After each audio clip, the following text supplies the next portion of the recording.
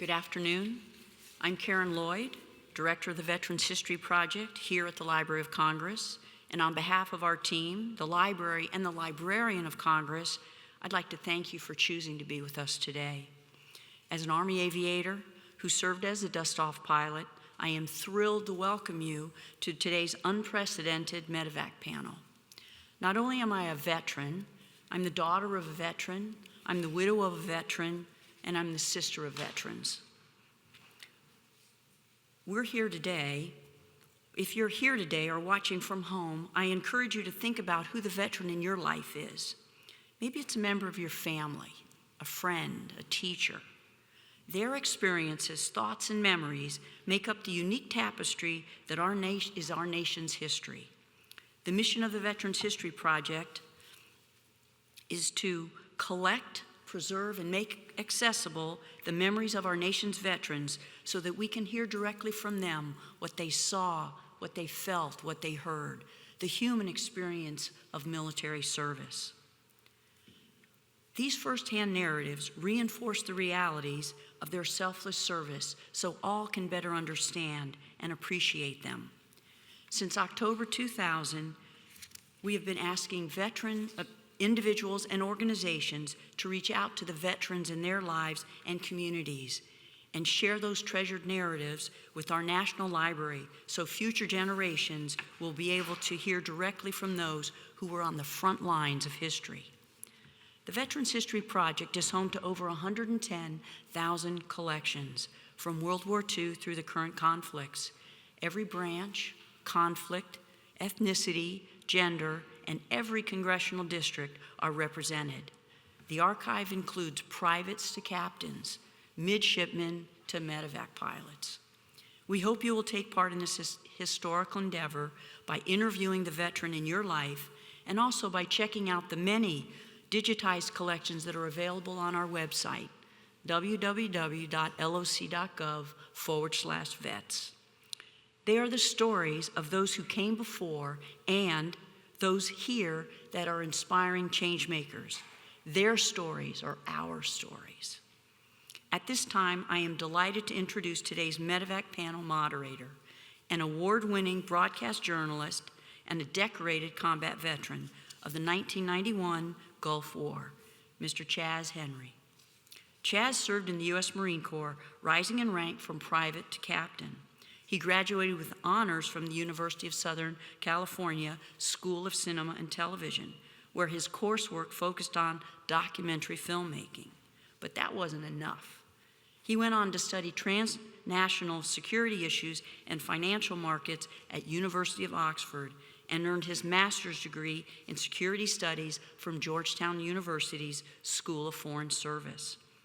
Chaz is from Washington, D.C., where he worked as a television reporter with Channel 8 News, ABC 7 News, as a radio news anchor at WTOP, WNDW, and the Westwood One Radio Network, and was the host of Eye on Veterans, which is broadcast nationally by CBS News Radio. Journalistic assignments have, over the years, taken him to more than 30 countries on 5 continents. He has reported from Iraq, from Afghanistan, from Qatar, and was selected for national security-related fellowships by the Council of Foreign Relations, the Radio Television Digital News Foundation, and the Western Knight Center for Specialized Journalism. From 2008 to 2012, Chaz directed corporate communications for nonprofit think tanks, first the U.S. Naval Institute and then the Institute for Defense Analyses. His reporting has been recognized with the regional Edward R. Murrow Award from the Radio Television Digital News Association and selected numerous tributes by Associated Press and the Society of Professional Journalists. In 2015, he was inducted into the Marine Corps Marathon Hall of Fame for his work for them for over 20 years. And in 2017, he was elected to the board of the Military Reporters and Editors. So if you'll join me in a warm welcome for Chaz Henry. Chaz.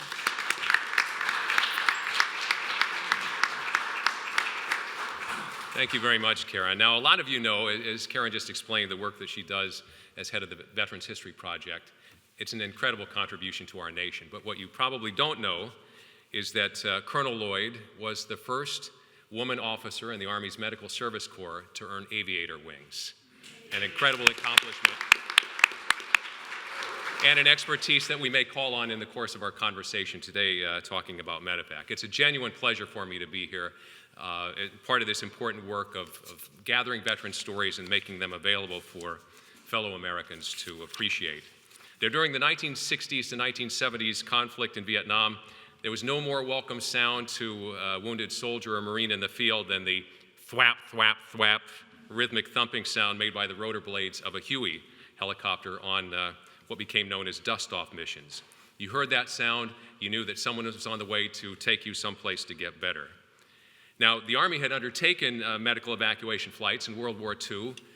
Somewhat came into their own in Korea, or at least experimentation began, but helicopter medical evacuation, medevacs, I always have to look that word up every time I'm going to use it, med for medical, and then evac, M-E-D-E-V-A-C, came into really wide use during the war in Vietnam, a central part of the Army Medical Department's concept of battlefield care. Now, during the war in Vietnam, medevac operations became known as dustoff missions, and I'm hoping that we'll learn exactly how that came to be in the course of our conversation. The designation stuck. Since that time, dustoff crews have continued to risk their lives in order to save others. And today we'll hear stories and thoughts from both retired and active duty aviators involved in medevac operations. And the evolution of medevac technology, quality of care, and culture will be the general topic of conversation. Now, obviously, there are two important parts to this equation. There's aviation, as we've come to understand it in Vietnam since. And then there's the medical aspect of taking care of those people as they're being evacuated. This, if you will, pun intended, is a pilot program. So we're looking at the aviation portion of that equation. And this will be part of something that we hope will be ongoing to explore the topic in future panels in greater detail. We have an exceptional font of experience to call on to track that evolution, a panel whose service spans from 1967 to 2019. And when totaled, now you have to be careful when there's a journalist doing math, but as I added up, 96 years of aviation and medevac experience here to help us understand this. Beginning our panel, Colonel Merle Snyder's distinguished 30-year Army career included service as an aviator, commander, and senior staff officer. He rose in rank from private to colonel. In Vietnam, he flew 1,387 missions, evacuated more than 3,000 patients, and is recognized as one of the most respected and heroic pilots in the dustoff community. He negotiated a medical support plan with the Israeli Defense Force for a peacekeeping operation in the Sinai. He converted the 422nd Medical Company into the Army's first and most proficient evacuation battalion, a battalion focused just on this sort of operation. The Army Surgeon General credited him with forward deploying 44 hospitals, 13,500 beds during the operation we know as Desert Storm, part of the fastest mobilization in our nation's history. His many awards include the Silver Star, the Distinguished Flying Medal, the Distinguished Service Medal, 6 Legions of Merit, and the Distinguished Flying Cross. He was a Master Army Aviator and Instrument Flight Examiner, and in February 2000, Colonel Snyder was inducted into the Dustoff Hall of Fame. Next, Colonel Douglas Moore. Doug's distinguished career includes service as an aviator, commander, and senior staff officer. During 2 tours in Vietnam, he flew 1,874 combat missions, evacuated 2,782 patients, and piloted the aircraft that recovered 3 American prisoners of war from the North Vietnamese in a highly sensitive mission along the Cambodian border. Between those Vietnam tours, he helped organize a unit in Japan that transported more than 63,000 casualties in a 2-year period.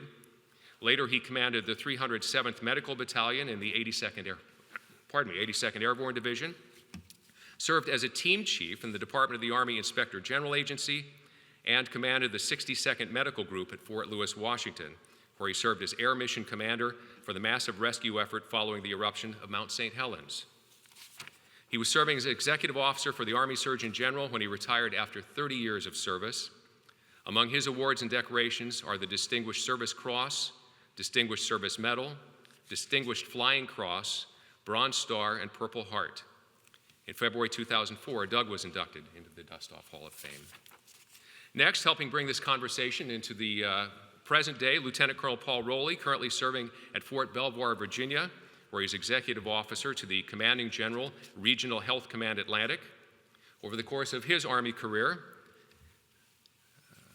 Paul has served as a platoon leader, executive officer, medical platoon leader, company operations officer, and battalion operations officer. His assignments have taken him to Fort Campbell, Kentucky, South Korea, Fort Lewis, Washington, Fort Bragg, North Carolina, and Kuwait, Iraq, and Afghanistan. In Afghanistan during 2009, he commanded a detachment of UH-60 and AH-64 helicopters supporting a special operations task force there.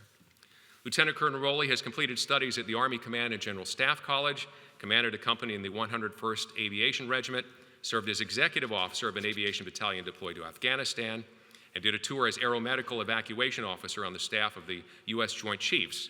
Most recently, he commanded an aviation battalion based at Hunter Army Airfield in Georgia. His awards and decorations include the Distinguished Flying Cross, the Bronze Star Medal, the Defense Meritorious Service Medal, the Meritorious Service Medal, and Air Medal, as well as an Army Commendation Medal and Joint Service Achievement Medal, and an Army Achievement Medal. And currently on the active force, at the end of our panel seats there, discussing the sort of operations ongoing today, we're pleased to be joined by Lieutenant Colonel Nate Forrester. Nate was commissioned in 1988. He holds a Bachelor of Science degree in Political Science from North Georgia College and a Master's of Science degree in Emergency and Disaster Management from American Military University. His military education has included the Army Medical Department Officer Basic Course, Initial Entry Rotary Wing Aviator, the Aircraft Survivability and Electronic Warfare Course, Aeromedical Evacuation Doctrine Course, as well as studies at the U.S. Army Command and General Staff College.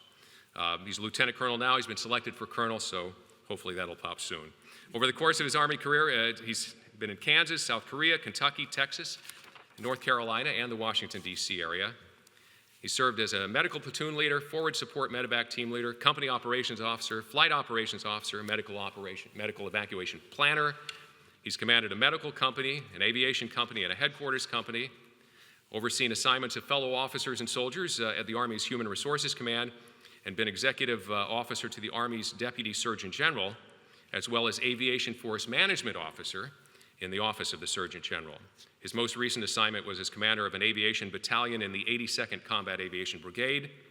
Among Lieutenant Colonel Forrester's decorations, 2 awards are the Bronze Star Medal, 3 Air Medals, and 3 Meritorious Service Medals. So obviously a good deal of expertise to call on, and first of all, let's thank them for this cumulative service. So let's begin with a question sort of moved down the panel, and to hopefully start off with some anecdotes that will show the interesting life and death nature, perhaps humorous nature as it may come into play, of medevac operations. If I can ask each of you, starting with Merle, to share a medevac anecdote, something that comes to mind when somebody asks you, well, what's medevac flying like?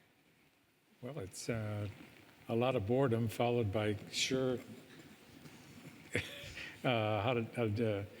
sure terror, I guess. But the bulk of our missions are pretty routine. But every once in a while, you get one that you'll never forget. But we joined a great team that did a lot of really, really great things. But it was like an life-changing experience for me. It gave me, reason for serving to save someone or to get someone out of a really, really bad situation. So it was quite harrowing. Is there an incident that sticks in your mind as exemplary? I was going to mention one that I think my boss, Doug Moore, here sent me on back 50 years ago, I guess. His memory's probably better than mine, so if I fail to cover it, he'll probably correct me a little bit. But we got called, from a dead stop to airborne in about 2 minutes or less, and we had a little horn that would go off at our ops there where Doug was the chief, and we would get airborne and kind of find out when we were airborne where we were going, and we were called to try to help out a light observation helicopter that had been shot down in a small clearing. He probably doesn't even remember this because it was fairly routine. So we deployed with myself, a co-pilot, crew chief, and a medic. Got to the area, which wasn't all that far away, and we had hunter-killer teams, we used to call them, that would have a light observation helicopter that would be trying to find bad guys, and they would usually have some gunships that would be circling around to try and put fire on the bad guys. Unfortunately, the light observation helicopter, which is one of the little LOH, OH-6s at the time, was shot down in a small clearing. And we knew from the Cobras that were circling that the observer was alive and underneath the aircraft that had not crashed, but it was landed there, and the pilot had been killed. So we had a series of aircraft that were pretty well expended with ammo, so we couldn't put fire to suppress the enemies that were right all around us. And we determined right then that if we don't do it now, we'll never do it. So we needed to make the decision to go in and do the best we could. And although the area was pretty small, it was nothing special about the approach, other than having a little fire coming at us. But we were able to not get any hits on the way into the approach. And once we landed, we had a medic and a crew chief, Gordy Gaston and Ray duo, that were as heroic as any persons I ever served with. So they said, "What should we do?" I said, "Well, let's go get them." So he went over and firing, from the hip into the tree line where we could actually see people shooting at us. And the medic Gordy was able to determine that the pilot was in fact killed and slouched over in the aircraft. So they got the wounded patient, the observer, a staff sergeant, and they actually carried him arm over an arm through the clearing to the aircraft. And of course, that's a sight you'll never forget. It looks like something you would maybe see in a John Wayne movie, but you actually saw it really happen. So they were able to get the person in the aircraft. We had a few hits in the aircraft, but we were able to, get airborne and get out of there. And I think the heroism on this part belongs to these crew members that actually, were, when you actually see people firing at you from 20, 30 yards away, it gets pretty hectic. But I would say that was one that I clearly won't forget and what have you. But it's just something that will live in my mind. That we were so fortunate to be able to do something like that. And so that's one that I kind of remember. Now, Doug may remember that differently than that, but that's kind of as I remember it. Okay? He was listening on the radio, I guess, and That's maybe even a worse situation to be in than in the cockpit, right? Yeah. Anyhow, that's. So, Doug, an anecdote that comes to your mind. Well, let me first of all say that I've told many people this. If there's any such thing as having a good job in combat, I had one, flying dustoff. It's something I'll be proud of all my life.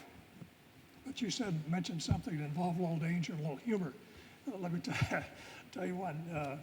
When I was at Coochie during my second tour, we were just down the street from the 12th Evac Hospital, about a quarter mile away. And when we scrambled at night, the prevailing wind usually meant that we'd take off over the 12th Evac Hospital, and Merle remembers it. And as we would take off, we would try to maintain about 10 feet off the top of the power lines, build up speed, and because when we pass over the hospital, they'd usually have a volleyball net stretched across their helipad, and a bunch of docs and nurses and the medical staff got there playing volleyball, and they'd have a couple of GI folding tables off to one side with some jars of martinis and beer and this sort of. So we'd try to stay about 10 feet above them, and they'd hear us coming down the street and see the Red Cross on the front of the helicopter, and they'd give us that famous one-fingered salute that was popular in Vietnam in those days. But I remember one day when the 101st Airborne, and these guys all belong to 101st, they sent a battalion down to work with us there in the 25th Division. And they found a large enemy force about 10 miles north of Coochie, and they airlifted this battalion out to head them off. And I went out probably about 4 o'clock in the afternoon and picked up a soldier from them that just had a bad cold or something. He wasn't wounded. And while I was sitting on the ground, one of the company commanders from this 101st Battalion walked over to the helicopter, stuck his head in my window and said, "Hey," in his South Texas drawl, said, "Hey, sir, He said, y'all better get ready. He said, we expect we're going to have a real pissing contest on our hands as soon as it gets dark and these guys try to break out. Well, that's exactly what happened. When it got dark, an entire North Vietnamese regiment came out over A Company and just destroyed them. And we launched 3 helicopters when their call for help came. And my lead aircraft, flown by a guy named Doug McNeil that he knows well and my wife knows well, he got shot down coming out of the LZ, loaded with about 10 patients.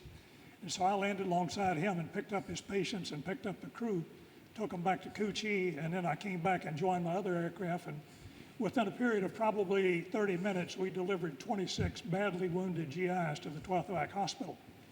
Now, imagine if something like that were to happen at one of our military or civilian hospitals today. It'd be utter chaos. But the 12th Evac handled all 26 of those guys very rapidly, and the hospital commander told me later on that every one of them lived. Well, after making sure my crew that got shot down was okay, and they were, none of them were hurt, and making arrangements to have my aircraft that was down in the woods picked up the next morning at daybreak, I finally got in bed about 2:30, 3 o'clock in the morning. And I was sleeping soundly when I thought I heard somebody giggling. And as I struggled to wake up, I suddenly realized there were 6 or 8 doctors from the 12th Evac standing in their hospital scrubs in a circle around my bed. And in between their teehees, I heard one of them say, well, let's wake his ass up. And that's when the cold water hit me. I mean, they just showered me.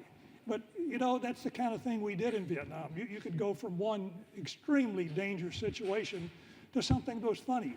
And sometimes it was fun that kept us going, that kept us out there. And like I said, I couldn't have asked for a better job than the one that Merle and I had in Vietnam. Paul?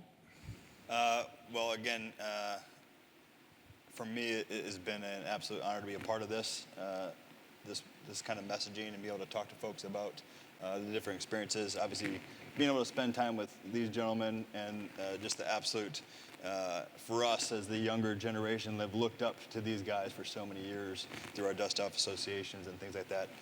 It's an absolute honor to be a part of that with them. You know, for us, in this, the next generation piece of, for me, it's been, I've been able to fly lots of different helicopters, do lots of different missions besides just medevac.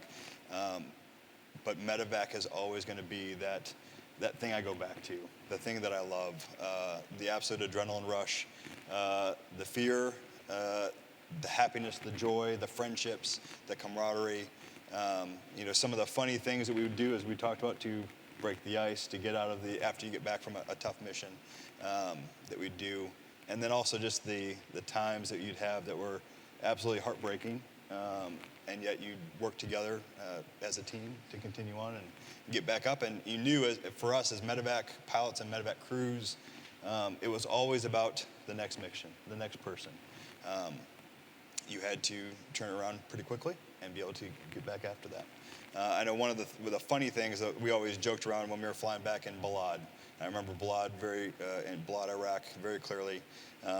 So one of the things that was, you know, if you've been around medevac, medevac is, it's gory, it's death, it smells, there's distinct smells with it that aren't going to leave you. But you come back into the hospital as you're landing at the pad, and it just was, it was always the smell of the docs and the nurses and the medics at the Air Force, at this place it was the Air Force hospital, who always seemed to have had showered right before you arrived. And so it was just like the smell of shampoo and things as you have all this crazy smell, and then it's just like, oh wow, this is just so nice. Like, let me just sit here for a second and take in these smells. But some of those are some of those good memories. One of the, for me, one of a more memorable mission was in 2007, so in October 19 to 25 October 2007 was Operation Rock Avalanche up in northeastern Afghanistan in the Korengal. So me and another crew, so first up and second up, we knew the operation was going to be a pretty big operation. We knew we were expecting a lot of casualties. So we flew our aircraft, the first and second up aircraft, up to Asadabad. So we kind of, one of the things we'll do is as we look at the battlefield, as medical service corps officers, we kind of survey the battlefield and say, help with the infantry, help with the artillery, help with the maneuver forces, and help see, all right, where can we best serve in order to help quickly evacuate those casualties. So we pre-positioned our aircraft forward in order to try and to do that. So expected a big fight. First couple days, it was actually really quiet, kind of eerie quiet. And then on the 23rd of October, there was a firefight. Some folks were overrun. Didn't know it at the time. Obviously, I know now. For those who have read Sebastian Junger's book War, it talks a lot about that, or watched the movie Restrepo. It talks about these firefights. So kind of at the time, for me, it was, hey, got urgent 9-line, get out the door, and we took off, and we were there in just a few minutes. So at that point, we found out that Sergeant Rugel had been killed, and then we had Specialist Vandenberg and Sergeant Rice had been really badly wounded. The things that struck me was the landscape of Afghanistan. You're at 7,000 feet. It was pine forest, but it had been blown apart by artillery, and then also the illegal foresting that would happen up in that area. So as I'm landing the helicopter, it completely browns out as I'm trying to land through spokes of trees, which is a little bit different. And we land on the ground, and I see, I knew Sergeant Rugel he was in his body bag, and I saw Vandenberg and Rice at the top of the hill. And I just remember being absolutely honored to be a part to go rescue them. These two guys had been shot, covered in blood, and they are the strength and the courage that they showed in that moment was something that absolutely struck me as they walked themselves down to the helicopter. And I was just like, man, I am so proud to be a part of a generation of soldiers like this that carried themselves that way and were able to carry on even though they lost one of their senior leaders, one of their teammates, their buddies. And usually in the medevac community, as most of these guys know, we're there for the wounded. We're there for the living. We're not, unfortunately, sometimes it comes across as harsh, but we're not there for the dead. And in many cases, you would leave the dead for the non-medical platforms to take them away. Having been a ground guy, having been in infantry, kind of understand the situation. These guys were out in the middle of nowhere, and what would be required to take Sergeant Rugel home. I kind of made the choice. I was like, this is a no-brainer to me. He's coming on board, and we took him home. Kind of following into that, so that kind of started the craziness of that week. And then on the 25th of October, that was when Sal Gutta and his platoon were ambushed, and he was later awarded the Medal of Honor for his actions that day. So we had actually been flown. We had flown on another mission out to Torkham Gate, out in the eastern Afghanistan, right along the Pakistan border. We landed back at Jalalabad because the mission was done. The air assault was happening. They were retrieving the rest of the infantry battalion. We kind of thought things were settled down, and we kind of taking off our gear, kind of getting that. We're like, all right, hey, we survived this big operation. We're good to go. And then they came running out and said, hey, we have another mission. Seems like it's a pretty bad firefight. So we jump in, head back up into the Korengal, and to kind of see that it's hard to describe. It's under night vision goggles. There was actually a good moon that night, so we actually had pretty good visibility. But the amount of aircraft that were in these tight little valleys of the aviation battalion doing an air assault, retrieving the infantry soldiers, the Apaches, the AC-130, the bombers, the fighter jets, just completely stacked in this tight airspace. It gave me, I was really proud of how that worked as an aviation, kind of in the aviation world, how we were able to stack those aircraft, control those aircraft, be able to maneuver those aircraft in that tight space. But yet, so for us, we ended up doing 7 hoist iterations that night, picking up those guys. Having both artillery fire, Apache providing us gunship support throughout that operation. It was, again, another challenging issue that I just watched my medics just completely, and my crew chiefs completely perform admirably in very, very tough situations. We had kind of made the decision. We put our first medic in. My medic, Sergeant Julio, we put him on the ground first, knowing that Sergeant Brennan had been wounded pretty critically. We were on the radio. We could hear what was going on at the platoon level, and they had been pleading for Medivac to come get them. So I said, hey, let's put Sergeant Julio in, and then the second aircraft will keep the medic on board. We'll just hoist him up, and you can fly back as fast as possible to the surgical site, to the forward surgical team. So we did that, and then we ended up doing, like I said, 7 other hoist iterations. bringing up Afghanistan and U.S. soldiers. And then lastly, the medic, Specialist Mendoza, was killed almost immediately at the start of the firefight. So we brought them back to Asadabad, and I remember, and this is kind of the other side of the med piece. So obviously the focus was all on the living, and we emptied out our helicopter with the FST, took all the folks, took them in and started treating them as fast as they could. The docs and the nurses there were doing an absolutely phenomenal job.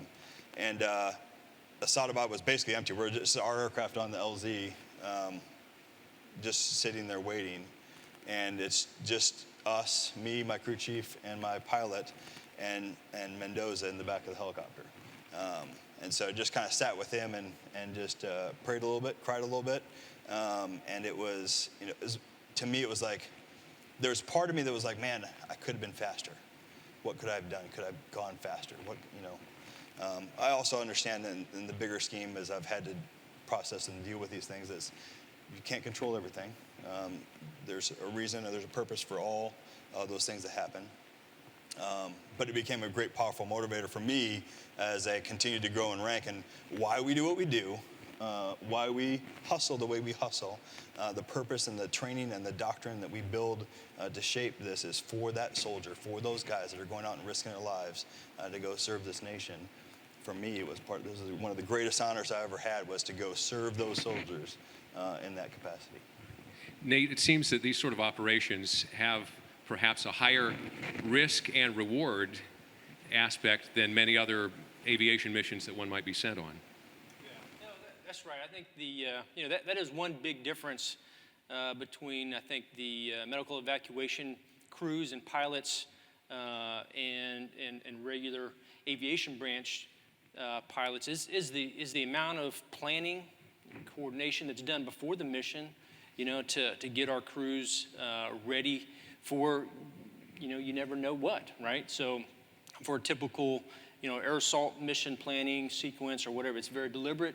You know what time you're going to go, you know what time you're going to land, you know what time you're going to pick back up, so, and it's generally a whole team, of aircraft and crew members. A lot of times for medical evacuation pilots, you're your own flight lead, you're your own air mission commander, you're your own pilot in command, et cetera, and you're doing all the planning. And so it can be very complex, you're right. And making decisions at the very last minute based on what you're seeing as you get close, I imagine. That's right. That's right. Is there a particular incident that sticks in your mind when you think of the Medivac mission in your experience? Sure. So, again, how cool is it, right, to be here listening to these stories? I mean, because there isn't any greater profession, right, than knowing that you are this is your whole purpose in life, right, is to pick up soldiers from the battlefield. There's no greater profession. The things that stand out, I think, for me is just the number a lot of our combat tours are comprised of just hundreds of 10 or 15 minute small missions, right? So, that is, and half of those happen in the middle of the night, right? You're dead asleep, and then you're not waking up until you're 10 minutes into the flight, and you're like, holy cow, we're flying here, Where are we at? Where are we going? So that's it does stand out to me. But it's the camaraderie, it's the team, it's the just being a part of a crew is very special. Where does dustoff come from? Can someone tell me how these missions ended up being called dustoff missions? Well, things were a little different in our day. We broadcast everything in the clear without security, and the call sign of the unit the very first dustoff unit that Doug was a part of, the 57th, they had utilized the term dustoff as their call sign. And it just became adapted. Normally in the field, every so often, you change the call signs of different units. For security so purposes. They're not compromised. But here, everything was in the clear, the missions and everything. So it just kind of stuck. And it became known, particularly to our clients out there, that this is dustoff, this is what it means. And so it just kind of stuck. And it became so well known that I think that Army's never really gotten rid of it. It's been able to sustain itself over time. Let me add something to that. It all came about in '63 when Major Lloyd Spencer was the commander of the dustoff unit there, the 57th. Prior to his getting involved, they changed the call sign and the radio frequency monthly. And the Navy in those old days ran the what we called SOI, Signal Operating Instructions, for you old guys out there. But anyhow, in those days, there were no American combat units in country, and there was very little good communications. There were little 2- and 3-man advisory teams scattered all over Vietnam. So you might go 40 miles in one direction before you overfly another American during my first tour. So the guys on the ground recognized that dustoff meant medevac. So Lloyd Spencer went down and argued with the Navy guys, and they finally agreed to let him keep the same call sign so that nobody would have to, in the heat of battle out there, dig into a water-soaked SOI that you had stuck in your pocket and trying to find out what the medevac guy's call sign was. And he also won the same frequency. We operated on FM radio 42.5 mic, right? I think so, yeah. The My memory's gray on that area. The whole 10, 11, 12 years we were in Vietnam. So the guys on the ground always knew how to get in touch with us. And there was no secrecy. They knew who we were there. The bad guys used to talk to us on our frequency. During my first tour, they'd call and say, hey, dustoff, why don't you come in and pick up our patients too? So it was a convenience factor for the guys on the ground, and it stuck for the duration of the war. And fortunately, these guys have carried on the tradition. That's interesting, so one can understand the efficiency of it, and then also the morale aspect if you're on the receiving end, hearing that on the radio. So let's start. Nate, how did you become an officer involved in medical evacuation? Was it something you aspired to? Was it something you were just directed to? No, I think, so I started out as just a regular medical service platoon leader in an armored battalion in Fort Riley, Kansas, and happened to live in one of the bungalows there in Fort Riley. It happens to be on the airfield, and the only aviation in town was the Medivac, the old 82nd Medivac company there. And so I lived right there on the airfield, and I was the medical service corps officer, and the Medivac commander lived a couple doors down, and started mentoring me and saying, hey, you need to put your packet in. This is where it's at. This is what you need to be doing. And so the rest is history, though. Yeah, took it up, and little funny story though. I was an alternate on the flight selection panel, but some other medical service corps guy, not to bash him, but I think he did something bad or did something wrong, got kicked out, and opened up a slot for me. So I'm forever grateful for that opportunity. Paul, how about you? So I was interested in aviation, but I was interested in flying for the state police or the FBI and getting into law enforcement. So my whole plan had been I was going to join the Army, fly my 6 years in aviation, and then get out and go fly for the sate police or something like that. Well, little did I know that they're actually looking for a little bit more hours than what you get in 6 years. The other piece was I ended up, when I was at the advanced campus, your junior year in college, and I came across the medical service corps, and they had a medevac helicopter, and I'm like, wait a minute, you guys can fly helicopters too. It was kind of like blew my mind. I was like, this is awesome, this is pretty cool. So I added medical service corps as one of my choices and was selected. So I started again, much like Nate. I think many of us back when we first came in, the old system was you went and served time with your infantry or armor brothers for a couple years, and then you got picked up for flight school. So I left for flight school I left what we called the Ready Force. I was in the Ready Brigade in the 101st Airborne Division. Came off our black cycle, alert cycle for the 18th Airborne Corps, and so that was in like July of 2001, and then went to flight school in August 2001, and then September 11th, 2001 happened, and was quickly trying to get out of flight school to go back to my infantry unit because I knew it was coming. Little did I know, 4 deployments later, what life and God had for me and His purpose. So just absolutely I've stayed because I love the people. I love the mission. I've absolutely enjoyed every ounce of it. There's been times that you didn't love it so much, but the people, the service aspect of what we do is just absolutely phenomenal, and I wouldn't change a thing. So, Doug, when you got involved in this, there was not a long history of medical evacuation by helicopter. What was it that attracted you and early on? As the oldest guy in the group here, some of you probably don't remember when ROTC was mandatory in college, if you went to a land-grant college. And I was a distinguished military graduate, whatever that meant, in ROTC. At the same time that President Eisenhower was president, and he was trying to do away with the so-called military-industrial complex, if some of you older guys can remember, was downsizing the military considerably. But as a distinguished military graduate from ROTC, I was guaranteed a regular Army commission. And I wanted to be an F-3 officer first, armor officer second, artillery third.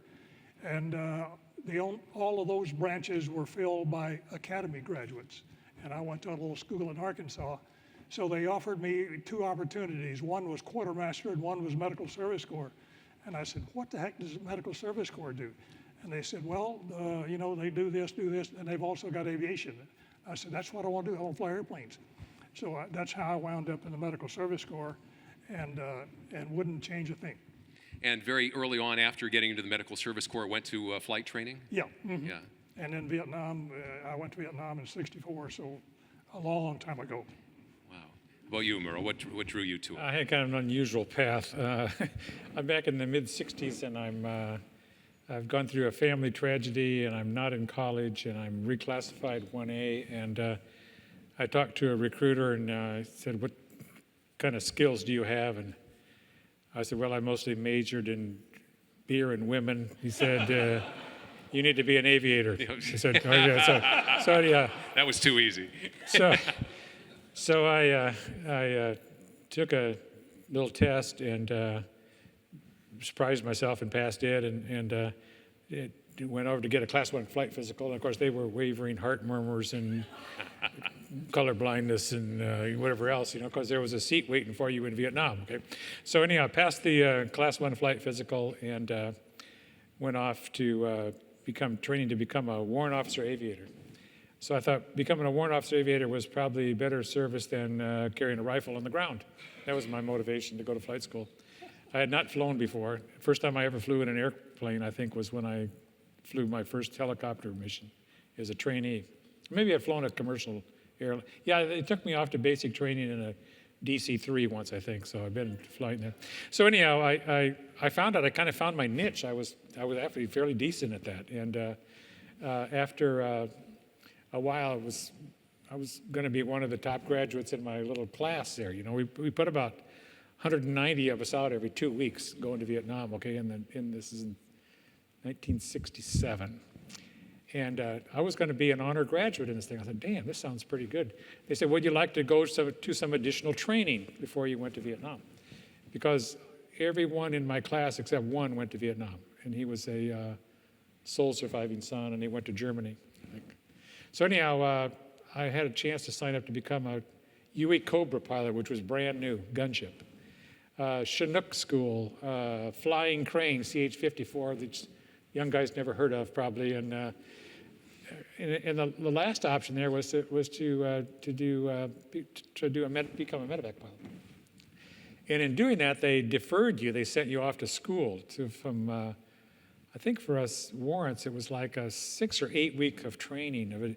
I was damn near ready for medical school, and I got rid of that. So I thought, this is kind of what I'm designed to do. So that's what's got me involved in doing the medevac mission. Of course, then when, like these other gentlemen I described, when you do that, your mindset changes when you all of a sudden get there and you say, geez, I'm doing something that's very worthwhile and something that's very necessary. And we just kind of like catching the flu. It kind of becomes part of you, And so how can I do this, and how can I be better at it, and how can I improve? And because I got to spend time with the greatest generation of my time, and of course I learned from them, and I wanted to be as good as them, and I wanted to do the job well.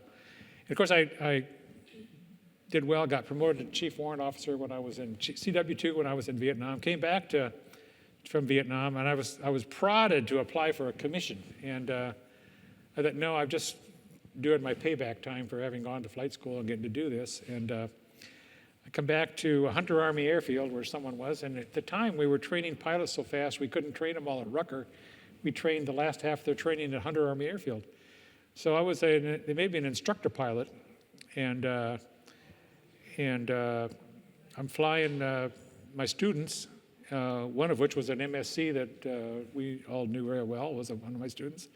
Anyhow, my flight commander came in and said, hey, Mr. Snyder, would you like to be a commissioned officer? And I said, a lieutenant. And I said, no, I don't really like lieutenants very much. I don't think I want to be one. So something crass like that. And so I looked at the requirement there, and I had about 21 months of time to spend as a chief warrant officer, and I knew I was going to Vietnam again anyhow.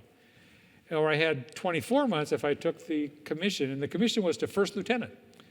And I thought, well, in those days, if you hadn't done something dastardly, you'd make captain in 12 months in grade as a first lieutenant. So my motivation was to take the commission, go back to Vietnam as a captain. Mm-hmm. Captains and W-2s did about the same thing there. They became aircraft commanders and, did that mission over again. So that was my motivation for taking the commission. And then, like I think I told Karen earlier, you have a carrot and stick, you stick around and you do well and you get offered more things. And going back to Vietnam for my second tour, and they called and said, hey, the unit you were going to go to is downsizing and moving to Fort Ord. We're going to send you there. So I'm going to either, go to Vietnam or California. I thought, this Army's okay. So I took the California trip, and I just kind of never got around to getting out for the next 30 years. So that's a long story about how I ended up flying and how I ended up as a medevac pilot. So it's interesting you mentioned the medical portion, the introduction to medical care that you received as part of your training. Has that remained consistent over the years? Doug, did you at your time? Or We had a little 2-week course. And how about Paul and Nate these days? Yeah, I think, currently we send our Medical Service Corps, Medivac officers, a lot of our Chief Warrant Officer pilots to probably a similar aeromedical evacuation doctrine course. So that's really the, besides your basic course that officers get coming in as a Medical Service Corps officer. And then just the on-the-job mentorship and training, and whether it's from your medics or from your flight surgeons and nurses and docs and so forth. That's really the only formalized additional medical training. More informal. It's like studying for the expert field medical badge, and you're sitting there, and I'm giving an IV to one of my medics, and I completely blow through her vein, and everything is just, I was just like, all right, I should stop doing this. I'll fly the helicopter, you fix everyone in the back, and we'll call it good. So. Our goal was not to do the hands-on trainings, but although we did quite a bit of that, it's kind of the, you're going to be an aircraft commander, and you're in charge of what goes on in that aircraft, and they used to say about half your medics graduated in the bottom half of their class, and so the idea is to sort of go back to the basics of airways and bleeding and what have you, and to calm that medic that's back there. And word about our medics were just incredible. I mentioned the guy Gordy Gaston, who had some of these guys wouldn't even go home. They'd fly their year tour and extend. Gordy had been in an infantry unit and earned a Silver Star there as a ground medic, and now came over to the dustoff people and stayed multiple tours even after I left. So it was like we had some people that had dedication that you can't describe. These are people that are just above and beyond the norm of what humans do, So it strikes me that an understanding of what different casualties might be going through and need is something that's useful to a pilot. Understanding, when do you get in, how quickly do you need to get out. But talk about who's on a team and who's doing what in a medevac operation when you gentlemen served in these days. Doug, you want to? I'm not sure what you're saying. The crew was 2 pilots up front, obviously, and had a medic and a crew chief in the back. We had, in both times I was there, just outstanding medics, just incredibly brave and talented young men. They would talk the crew chief into helping him with certain things. They could hold an IV bag. Even some of my crew chiefs could start an IV. But we didn't, you didn't do much on the helicopter care because most of our missions were so short. My second tour of the 25th Division, the longest mission would be 20 minutes from takeoff to get the patient in and get them back to the hospital. My first tour, it was a little bit different. We had some missions that were 100 miles one way. And so the medics had to do a little bit more there, but it was just basically keeping an airway open, getting an IV started, and give them a little morphine if they were in tremendous pain. So there's not a lot of on the aircraft care in my day. Now, based on a story we heard earlier, too, it's possible the crew chief might be returning fire, right, with a machine gun on board the helicopter? No, we didn't have guns. No? No, small arm, yes. His own A personal rifle or a pistol? Yeah. No crew surf weapons on that. Wow, just to try to keep the enemy at bay long enough to... Yeah, protect Patient- the medic patient- at all patient costs, and get him on protector. board, and patient back on board. I was always concerned and told my guys, do not fire, because I can't imagine coming out of an LZ and having my guys firing their weapon and hitting one of our guys. So I told my guys every time, do not fire a weapon unless we get shot down, but otherwise, leave your weapon slung on the back of your seat. So obviously there have been evolutions going on with regard to the aviation and the medical portion of these sorts of operations. Nate, in the time that you've been in the Army, what changes have you seen? So part of the transformation that we've seen, it's twofold. One, there's an aviation piece. So back in 2003, 2004, 2005 time frame is we call the Aviation Restructuring Initiative, or ARI. That's really when the single air ambulance companies or the numbered air ambulance companies transformed, and they became the Charlie companies inside of the General Support Aviation Battalions. So that was a major shift for us. Still very much a medical function, still owned by, the Army surgeon, as far as doctrinally and congressionally mandated, So that was one major shift, and the other shift or transition that I've seen really happened around the 2010 to 2013 timeframe, and it's ongoing. And it has to do with the type of care that we provide in the back of the aircraft. So during that time, it was noted, so we were, in Afghanistan, a lot longer legs, a lot more requirements for our medics to be able to provide, a little bit longer care. So that's when, the Congress, Joint Staffs, and the Secretary of Defense, mandated that our medics start their transition to be paramedics. Really, and they are no kidding, probably the best, and skilled providers currently today. Even heads and shoulders above even our commercial paramedic force right now. So really, in my time, kind of that, the aviation piece, as far as the mission command, who's sustaining you, who's providing you intelligence, who's providing you gas and food, and so forth, and then our medic to paramedic transition is really the two major. With the movement of those helicopters, did the number of airframes used for medevacs remain constant? Or did they reduce the number of helicopters that are devoted to medevac? Yeah, I mean, that's gone up and down a couple times over the last 15, 20 years or so, as far as what's congressionally mandated, as far as the number of medevac companies have shifted. It's risen and flown, and fallen over the years. But for the most part, it's been pretty steady. There's a lot of research, a lot of studies out there that define our, Army requirements, define kind of what the requirements are to be able to support, whether it's the wars that we've seen in Southwest Asia to what the near-peer threats in China or Russia. And we don't have enough right now, for that type of threat, but it's been pretty steady. Yeah. So it's interesting that Doug mentioned in Vietnam early on, when troops are far spread, you're traveling greater distances to get casualties, But then as the war scaled up, you were able to be staged fairly close and have these 20-minute runs. In Afghanistan these days, what would you say is an average run from takeoff to return to a medical facility on a medevac operation? So, and again, I think it depends upon the year you were there, because the situation's changed. There was forces all over the place, and it's reduced, expanded, reduced, et cetera. So Iraq was much like we talked about, the close 15-minute run. You were at a hospital in 15 minutes or less. There were hospitals everywhere, which was awesome. So you didn't have that. Then I did Iraq first, then went to Afghanistan, and all of a sudden you're this one medevac company covering this entire country.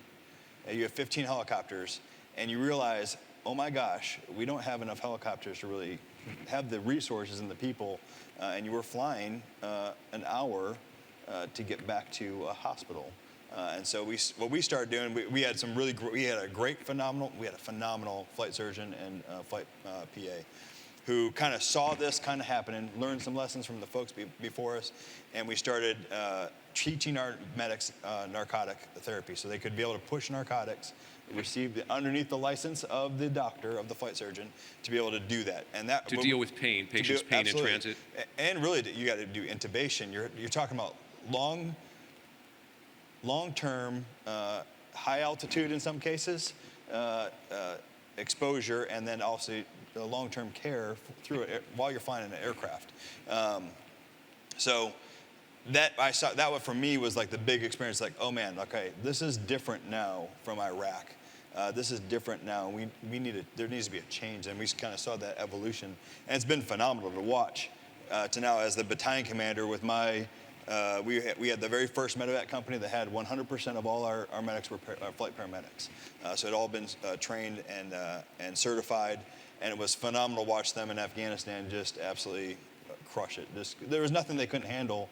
But again, you're looking at today's world, about long would be about 30 minutes, but most of it's in that 20-minute, because everything is kind of compacted. But at the height in that 07 through 2009, where you didn't have a lot of resources, but you had a whole lot of ground forces, you would see a probably 30 to 45-minute flight with up to an hour in some really extreme cases. So represented on this panel, experience behind the controls of a lot of different sorts of helicopters. What was your favorite helicopter to fly for medevac operations, and why? Well, my favorite will always be the Huey, I guess. I got a ton of hours in it. I served as an instructor pilot in the aircraft, and I flew it as an instrument examiner. I flew the Black Hawk, but it was a very limited time, just a few hundred hours. I was a battalion commander, and as you're a little more senior, you just fly less. You have to fly more gray steel discs, and I did aircraft at that time. And so the Huey is the one that I have the most all my experience with. And I did love flying the Black Hawk, but it just wasn't one that I had that much time to really devote to. So besides your expertise with it and how comfortable you were, what made it a particularly good medevac helicopter? Well, it had its shortcomings, of course. It was a single engine versus dual engine. It did not have redundant flight systems and what have you, but it was just one that I felt like I felt so comfortable with, like I could fly it anywhere in any place. I think Nate talked earlier about yours frequently going off as a single pilot in command without a mission commander. I mean, I think our folks pioneered flying at night in Vietnam. We pioneered flying. I wasn't instrument rated yet. I got like 50 hours of instrument time in Vietnam.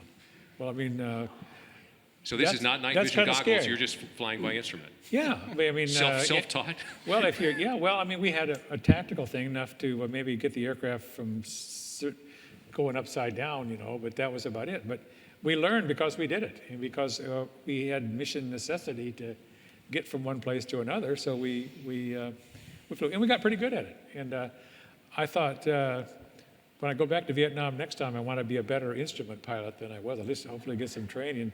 That's what inspired me to go to the instrument flight examiner course, because that was the graduate education of instrument flying for me. And so it was something that I found very necessary.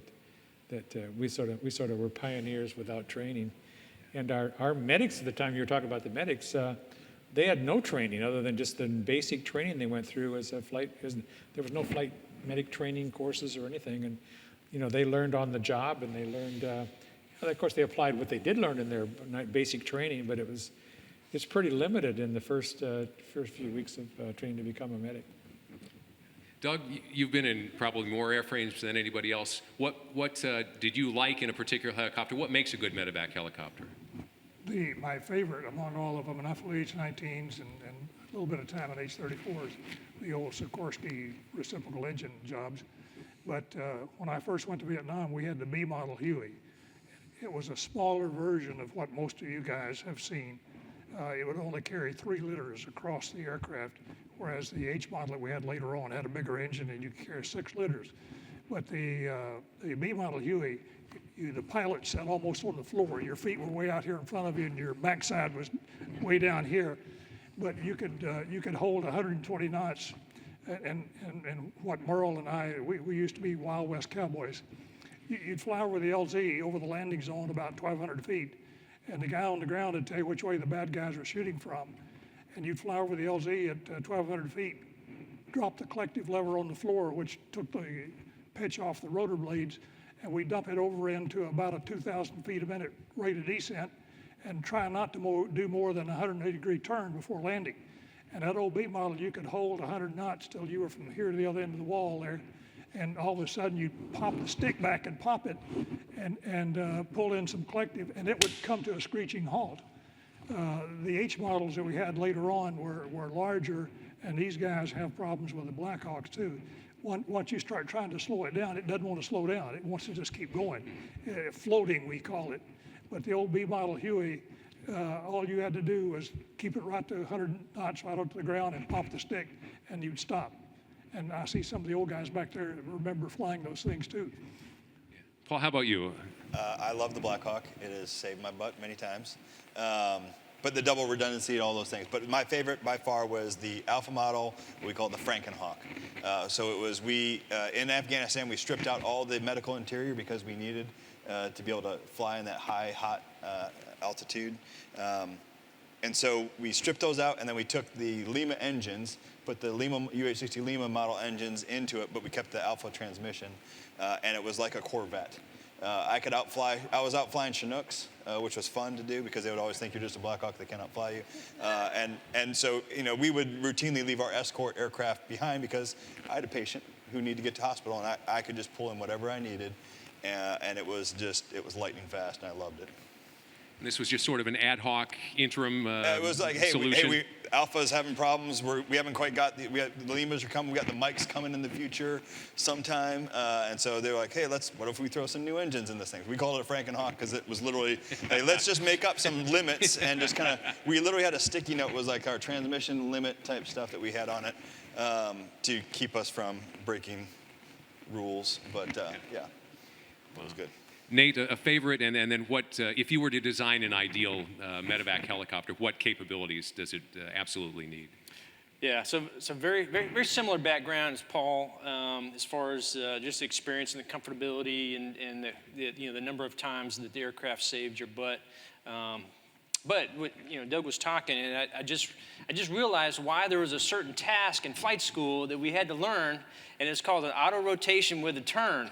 Just because it sounds like that's exactly what he was describing there. To be honest, the perfect medevac aircraft, has got to have, the functionality and the ability to carry, the patients. If we could, we'd use a Chinook, right? Because you can put, 30+ liter patients or whatever inside of the Chinook, but it's just so daggone big. You can't get into those confined spaces. So, I think the aircraft of the future, or the future vertical lift platforms that are being developed now, even as we speak, test flown and researched and developed, it's all about speed, and your distance. We're talking here about cruising, 120 knots or 140 knots, maybe in the Franken Hawks, but or faster, but. Now we're talking, 240 knots. Your ability to get to that next level of care and your coverage, your ability to cover, an area of operation just expands, exponentially. So it's all about now then, a nice delicate balance between size, speed, capacity. So there's a lot of factors out there. So altitude, maneuverability, speed, being able to carry the fuel for the distance you're going to cover, that's all very complex. Something that we haven't really talked about except tangentially is the fact that because people have been wounded, this is likely an area where there's a concentration of the enemy, and any aircraft coming in becomes a target. And the seriousness of this, I think, is perhaps best described. Doug, you experienced the personal experience being shot as you flew. Can you tell us just briefly about that? I was picking up 8 badly wounded patients from a battalion of the 25th Division, the 2nd and 12th Battalion. Had a 2-company task force that got surrounded just north of Kuchi, about 30 miles, and they were in danger of being overrun. 4 o'clock in the morning. I'd flown 3 missions for them earlier that day and just got the crap shot out of me during 2 of them. But we landed at 4 o'clock in the morning, and I called the battalion commander who was flying in his little CNC ship overhead us, and they were dropping flares, so it was just like daylight. So I asked him to shut down the flares while I landed, and he said, I won't do that because I'm afraid the units will get overrun if we turn the lights out, shut down the flares. So I was a brash young major on my 2nd tour in Vietnam, so I said, it won't do any good for me to get shot down trying to land or trying to take off, so let me try to make a deal with you. I said, if you'll turn off the flares long enough for me to get on the ground blacked out, then I'll turn on my rotating beacon when I hit the ground, and you can start dropping the flares again until I get ready to come out. So he finally reluctantly agreed, so we turned off all the lights on the helicopter and started down. And when I got down to the bottom and turned on my landing light, I saw about a clearing in the jungle about 200 yards in diameter, and what looked like an old logging road across this clearing. And then we began to see wounded guys laying all along on both sides of the road, so I knew it was going to take forever to load. So I picked a spot about halfway in between the front and lead patient and kicked the tail of the helicopter around. And would you believe 20 years later I was in a meeting there in the Pentagon, and General Joe Rigby came up and introduced himself. He was the company commander of this task force. And when I kicked the tail of the helicopter around in the dark, he stood up. He was laying alongside the road too, and his bullets were going right over his head. But he thought he needed to thank us for coming in, so he stood up. And when I kicked the tail around, he said the tail rotor passed right in front of his face. And he said he could still feel the buzz of the rotor blades as they went past. But anyhow, we hit the ground, and I reached up and turned my rotating beacon on to tell the battalion commander we were on the ground. And almost immediately flares started popping just like daylight. And it took us forever to get loaded, to get these 8 guys loaded, because they're over this long stretch along this road. And the bad guys found us when the flares started up again, and we started getting hits back in the tail boom and back in the rear end of the helicopter, and couldn't do anything about it because we're on the ground, and we weren't loaded. So we finally got everybody on board, and I called the battalion commander and asked him if he shut down the flares while I took off, and he said negative. The unit right behind you is under heavy attack and about to get overrun. So we lift up, and I try to stay as low as I could across this clearing, trying to get as much airspeed as I could.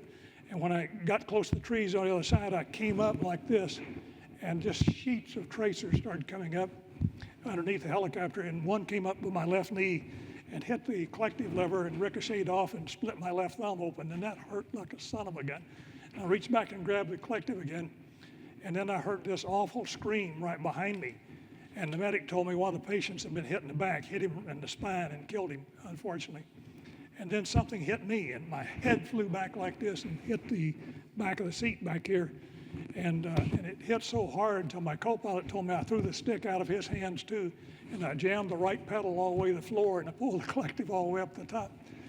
And I remember looking back down, and in the darkness, I could see we're in a descending right turn about 150 feet off the ground. So I got the stick, got it centered, and pulled the collective in, started climbing again, and got the pedal centered, and told my co-pilot I'd been hit. And my co-pilot was a W1 like Merle was, a young guy named Steve Peth. And My flight school classmate. and Steve came back with a typical Fort Rucker answer: "Roger, sir, I have the aircraft." So I was sitting there, and I called the battalion commander and told him we had taken heavy fire about 200 meters to the west of where we'd been on the ground. And he acknowledged it and said, "We'll put artillery in there as soon as you guys get clear of the area." And I knew something else was wrong with me, but I didn't know what. I knew I'd been hit someplace, but I didn't know where. And all of a sudden, I felt something warm running down the left side of my face. And for some reason, I closed my left eye like this, and I could see the instrument panel clearly. But then when I switched and closed my right eye, I couldn't see anything. I was just a dull glow of light. So I thought I'd lost my left eye. And what happened, a bullet came through the windshield down here where it bolts into the frame, hit my flight helmet right here between my eyes, right where the little thing that runs the sun visor up and down. And it penetrated and followed the curvature of the helmet and came back out back here behind my ear. But when it came through there, the windshield and the frame, it brought a handful of metal and plexiglass that hit the left side of my face. I had a piece of metal about that long sticking in this left side of this eye.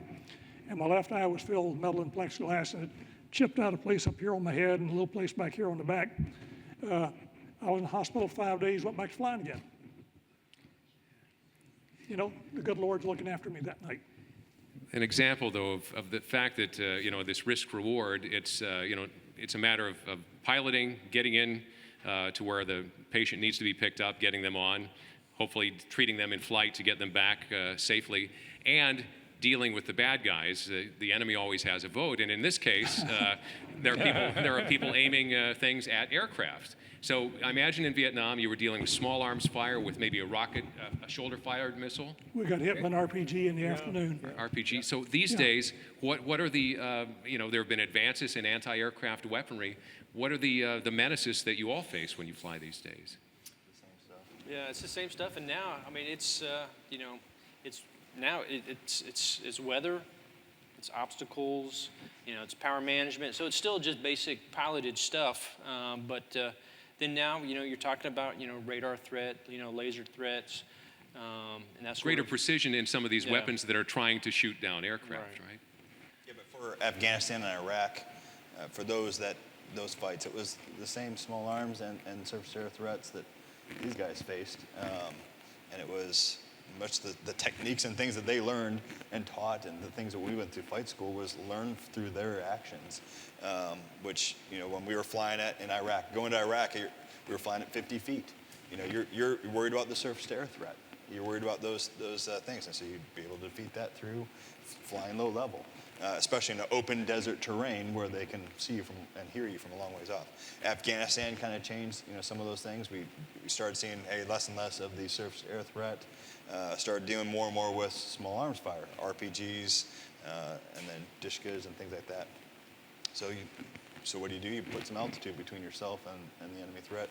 Obviously for medevac, it requires that you have to get to the ground, so therefore you have to end up flying in that aspect. But it was much the same flight techniques, the pilot skill and the doctrinal things that you learn, and we teach our crews on how to maneuver and fly that helicopter in order to best position yourself to safely execute the evacuation of those wounded. Did you have a thought, Merle? No, we were fortunate. We controlled the skies. We didn't have other aircraft that we had to worry about. We did have some larger caliber weapons, some 50 calibers that we were shot at occasionally, and but not a lot of anti-aircraft stuff during our time there that possibly they might have on the more modern battlefields. So we were fortunate in that regard. Well, I know that we have some people in the audience who come to this topic from a variety of experiences. Anybody been on the receiving end, on the consumer end of a medevac? Okay, I don't see anybody. One back there. And anyone been on the giving end, the providing end of medevac duty? We have folk here. So I'm thinking maybe there are some questions from the audience. Carrie has a microphone. And so if you have a question about anything we've talked about or not talked about so far in this panel, just raise your hand and Carrie will get the microphone to you. We may have covered everything sufficiently. That's never had that happen on a panel. And if you just identify yourself and sort of how you come to the topic. Yeah, Michael Deutsch. I'm a historian with the Department of Defense's Vietnam War Commemoration. To both you, Doug, thank you for the talk. And Dr. Donald Hall says his best. So beyond that, so I have heard about a maneuver perfected or at least performed in Vietnam, I believe by Pat Brady, I may be misspeaking, where he more or less contour flew a mountain I think it was called the Brady Maneuver. Could you describe this maneuver? Could you describe its importance? And, I mean, is it still taught today? I mean, is it an evolution or revolution? That kind of thing. I've always wanted to know more about it. Pat Brady was my roommate my first tour, and there is one crazy individual. Tremendously courageous guy like my buddy Merle Snyder here. But the first thing he did during our first tour, one of the things that we had difficulty getting into the Special Forces camps, because they owned just that little area that, maybe as big as this room here, everything outside belonged to the bad guys. So getting down to find them when it was foggy or raining real hard, that sort of thing, Pat got them to develop a technique where they'd shoot a mortar round straight up. And then we would follow the mortar round, the flare from the mortar round. We would circle it like this and come down so we could stay kind of within the perimeter of the mortar flare and finally land inside this place rather than try to come in and get shot down. When he went back his second tour, he was in the mountains. And what he did, where he won his Medal of Honor, an infantry unit was on top of a mountain and nobody could get to him. So this crazy joker puts the helicopter sideways against the rocks and starts hovering up the side of the mountain. And he hovered right over some bad guys in 2 or 3 locations, but they didn't shoot him down. They said, "What's this crazy guy doing? Come up the side of the mountain in a helicopter." And he kept zigzagging back and forth with the crew chief and medic hanging out to keep his rotor blades out of the trees until he went up a couple thousand, 2,500 feet, finally got on top of the mountain and got the wounded and got them out. And that's how he got the Medal of Honor. For those of you who are knowledgeable of General Brady, his wife of 50 plus years just passed away this week. I don't know if you're all aware of that or not, but he's truly one of our founders and heroes that we all admire. So. Yeah. But that's not to take anything away from this guy here. We had dozens of guys like this that just did tremendously courageous things. One thing that I think a lot of Americans maybe don't appreciate is how the military, unlike many other institutions in the country and maybe even in the world, is a learning organization.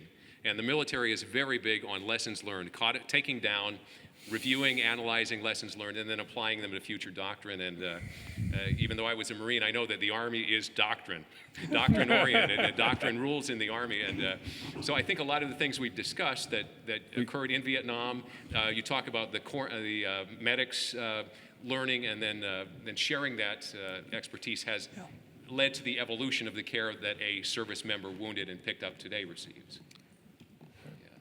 Is there a particular example of something that you saw happen that other people picked up, either in the part of a crew member or a medic on board? I know these things happen glacially over time, but was there one thing that someone you were flying with or a medic, you saw them do, and it just struck you, wow, that's a really great idea? Well, let's see. I think the design, I would say the design of the interior of our aircraft, is probably, there's some big time ingenuity.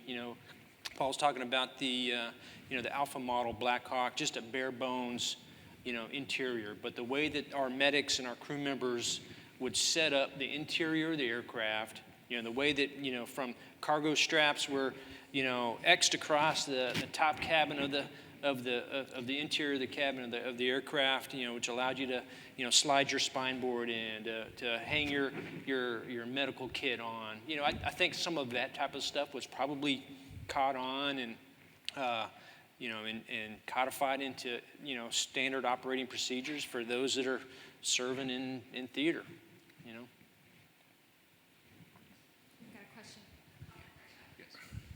Yeah, quick question that might follow on your question or your answer a few seconds ago is the golden hour and the impact of the golden hour on your mission and the ability to accomplish it.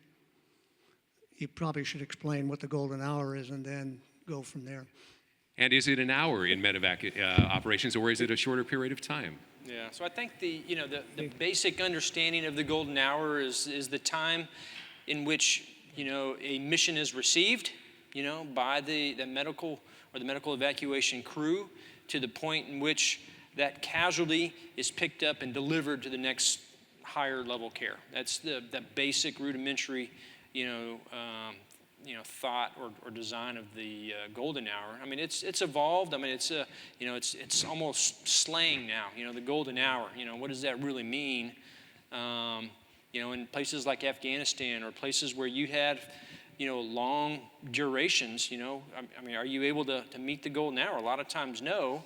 But so the way that we're thinking, the way that the Army is evolving is, hey, does golden hour mean that you've got the right level of care with the patient? It could be this paramedic who's on board with it, perhaps. It could be the en route critical care nurse who's flying along with you.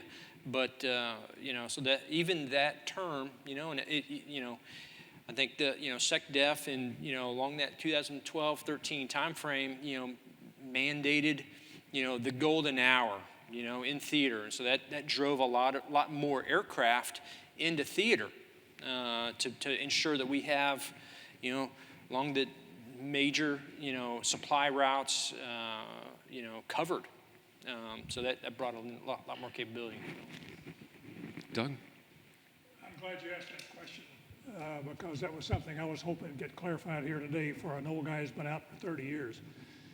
But I went to Vietnam in a special time in '64 when right after Major Chuck Kelly, commander of the 57th, got killed.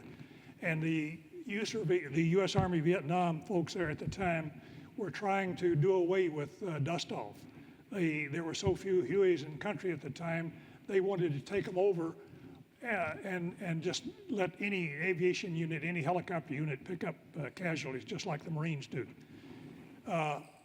When I got there, Kelly had just been killed, but there was still a move to make us use temporary Red Crosses on the windshields of the aircraft so that it could be used for resupply or for troop lift otherwise. And we fought hard against that. We used Kelly's example, and basically, as I said earlier, guys like Merle and I became Wild West cowboys. The launch authority in our day was the pilot. A mission came in, the pilot climbed in the airplane in my unit and in his. 2 minutes was the desired time to get off the ground, and then you worked it out with the guy on the ground out there who, if he was willing to stand up and load the patients, we went in. And that's just the way we operated. And we lost a lot of people. We lost 214 pilots and crewmen during the Vietnam War, 3.3 times higher rate of loss than the rest of Army aviation. But I understood during the Afghani War, and I know Pat Brady has written about this several times, about this so-called golden hour, where there was a release authority somewhere in the non-medical chain that they'd have to go through. And it got to a point, I understand, where sometimes it took almost 2 hours to get an aircraft airborne by the time it gone through the non-medical chains to let the aircraft go, get the chase ship, get the gunships and all this stuff. Merle and I went alone.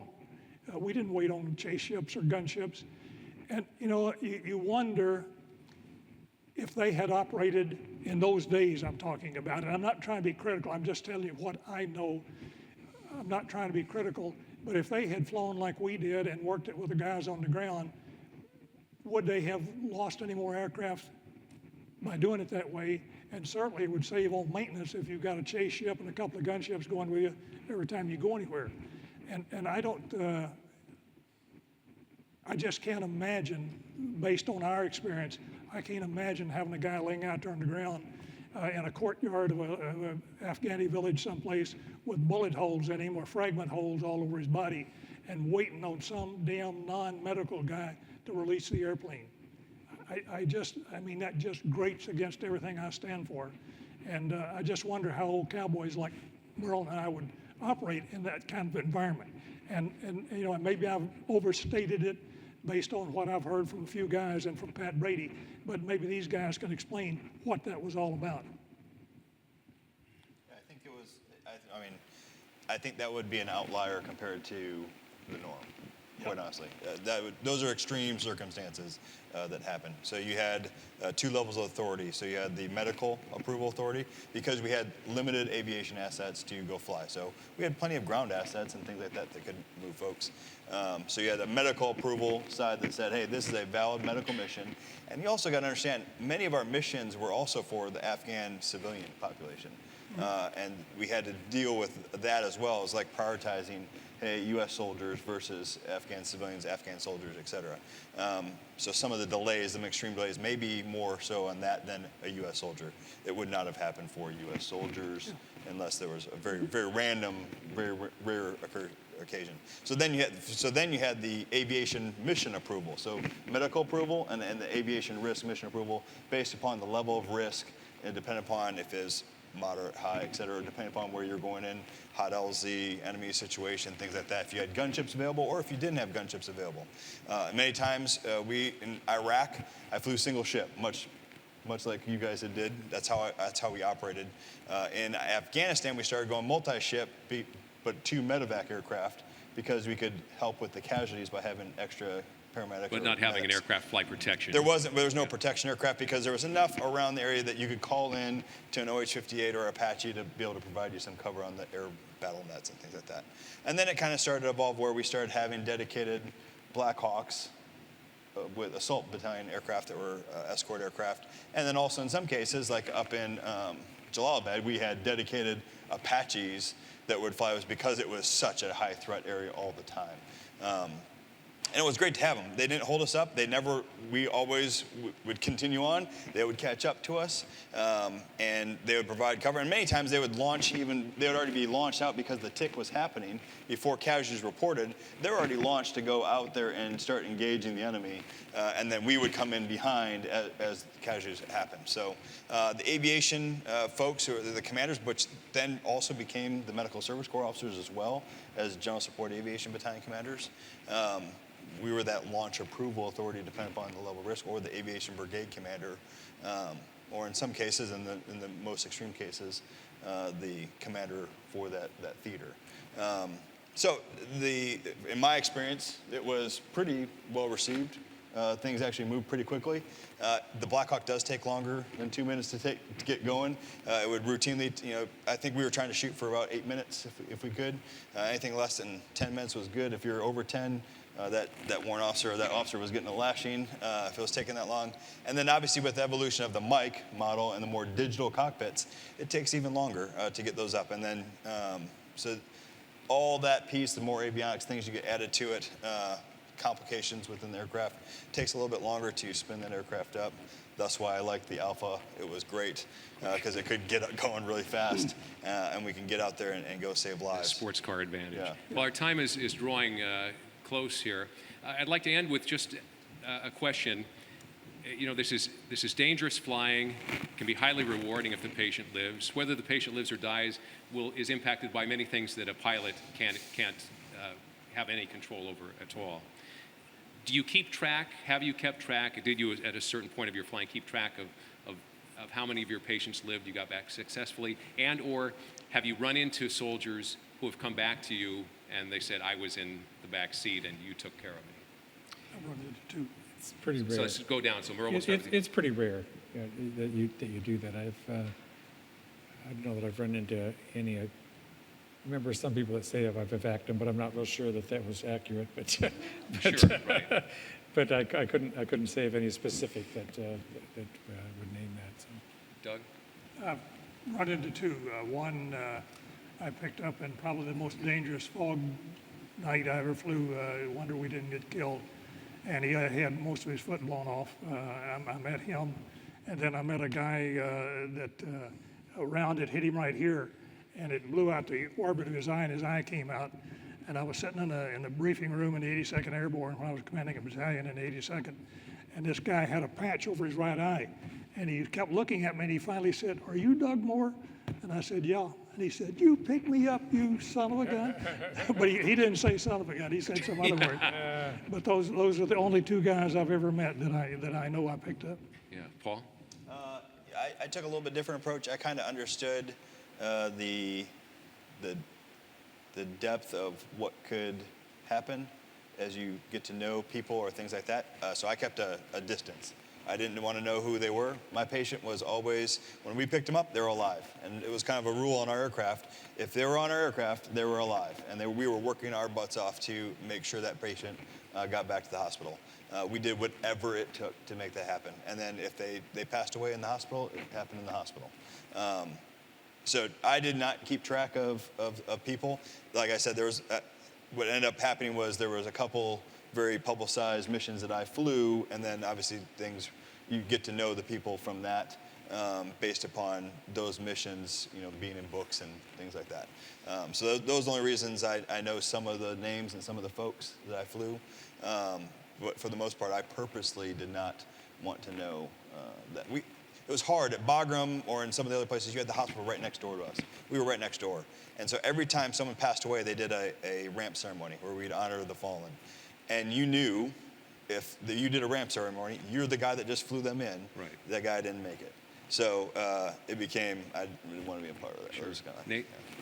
Yeah, similarly, I haven't personalized it too much, but, I think after, part of the closure that you would have after a mission would be to, hey, how's this guy doing, within the, next couple days or so, but nothing personal, but it did kind of help with some of that closure, some of those tough missions, some of the tough patients that you knew were very close, whether or not they through surgery and back out on the other side.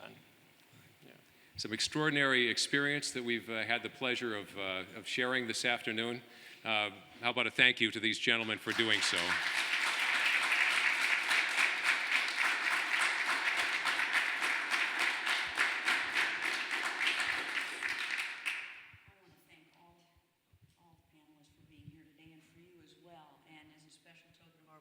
We've got some certificates of appreciation for each of them.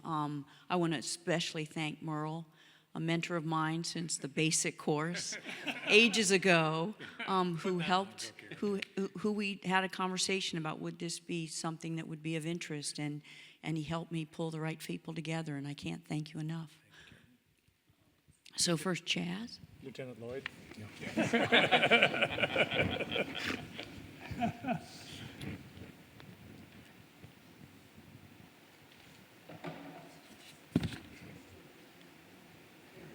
Hey.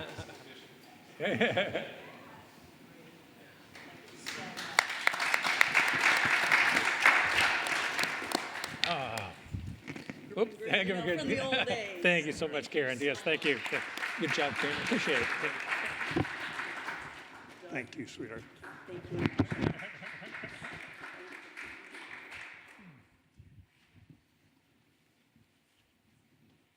thank you, man. Appreciate that. Thank you.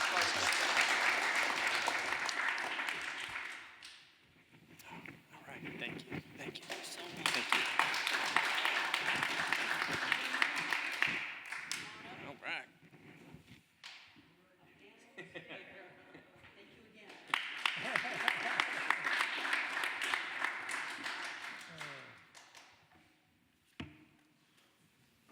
Truly, that's it. Thank you so much for coming.